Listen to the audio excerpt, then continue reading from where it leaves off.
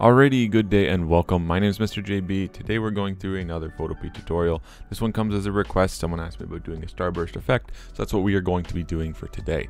So to start off, we're just going to begin in PhotoPea, starting off with a new project. I'm just going to make a square and I'm going to create it. Doesn't really matter, it just depends on what size you need for yourself, will be how you create your initial portrait. Now as I begin this, we are going to be going to the gradient tool, which is just over here on the left of the piece that kind of fades into the darkness. Now just gonna drag that all the way down. Excellent. And now I'm gonna right click where my background layer is on the right, and I'm gonna convert that to a smart object in case I need to make any manipulations later. That's why we want to make sure that we have that. Now from here I'm gonna go to filter, I'm gonna go to distort, and I'm gonna go down to wave. Now it might look a little weird. That's fine. It's what we're supposed to do right now. We're going to change it to square, and we're going to change this other drop-down menu to repeat edge pixels.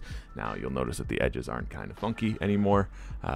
This is going to help us with future time. Now depending on how many lines you want, you will change that through our generators and all of our different things, but it makes sense a little bit later when we start playing with these things, when we start adding our other effects into this.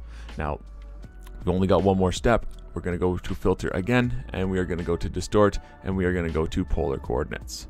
With that, we've now created our starbursty effect. Now it's not perfect, it's not great. There's a few things that we can do to adjust this. We're going to double click on our wave, and that's going to open up our menu, and this is going to allow us to kind of change some of these things.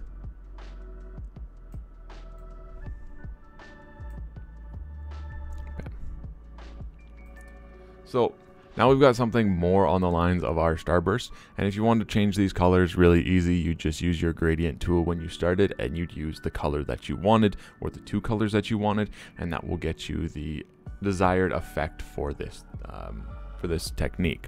Now with that, that's all that we're going to cover. It's super quick, super straightforward for going through. As always, thank you so much for watching. I hope you enjoyed and I hope you learned something. Have a wonderful day, take care, and be safe.